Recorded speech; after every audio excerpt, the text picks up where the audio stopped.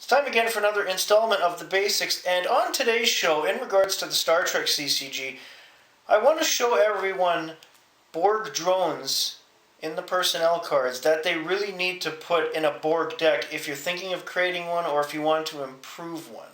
So let's get started and I'll show you the best drones that you want to have.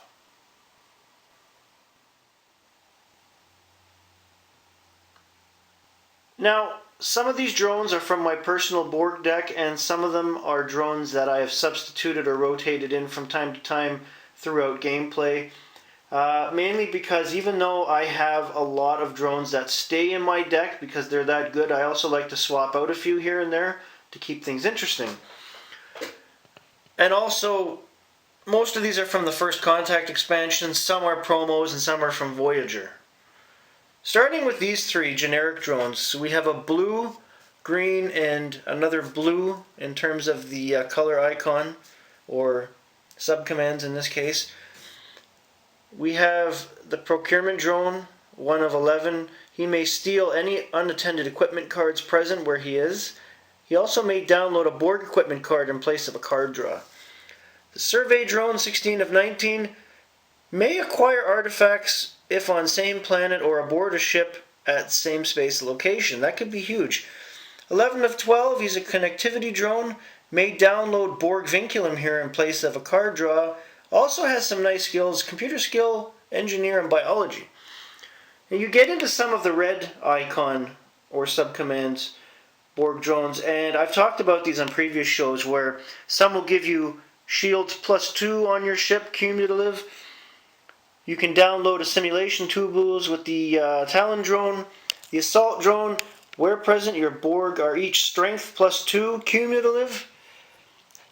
Tactical drone, while on your ship, weapons are +2, cumulative. 9 of 17, this is a huge card. Think of it this way, look. When on your ship during battle, that ship may use total weapons against X different targets, where X equals number of red subcommands Borg aboard. And if you have a lot of them, you're not going to be stopped. And trust me, I know this because this is a mainstay in my deck. 1 of 11, a blue icon Procurement Drone. He's an engineer. You may download 1 equipment card in place of 1 card draw. 2 of 11 is a transport drone. Where present, allows your transporters to beam through opponent shields. That could be very huge if you're battling a ship. Not only do you want to destroy him, but you want to assimilate and maybe grab some of his personnel first.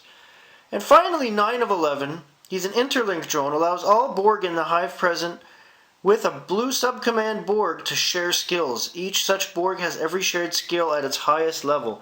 That can be very huge. And to anyone wondering, yeah, it kind of looks like Garrick, doesn't it? Now, some of the promo/big cards. Weyoun of Borg.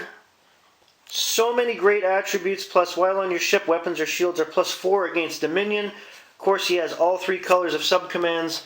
The Borg Queen is a no-brainer. You gotta have this in a Borg deck. If I have to explain why, it's, come on, seriously, it's the Borg Queen. Put her in your deck. Never mind the fact that she has 12 cunning. 7 of 9, all 3 subcommands, so many attributes, engineer, stellar cartography, computer skill, physics. She may apply any of the color of subcommands to staffing, may draw a card in place of your normal card play. Gowron of Borg, almost as cool as Weyoun. While on your ship, weapons and shields +4 against Klingons.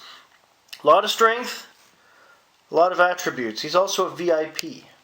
And finally, Tomalak of Borg. All the great stuff like Gowron and Weyoun, and Bareil if you have Bareil. He's an officer, strength of 12. For the rest of game, all of your ships have cloaking device.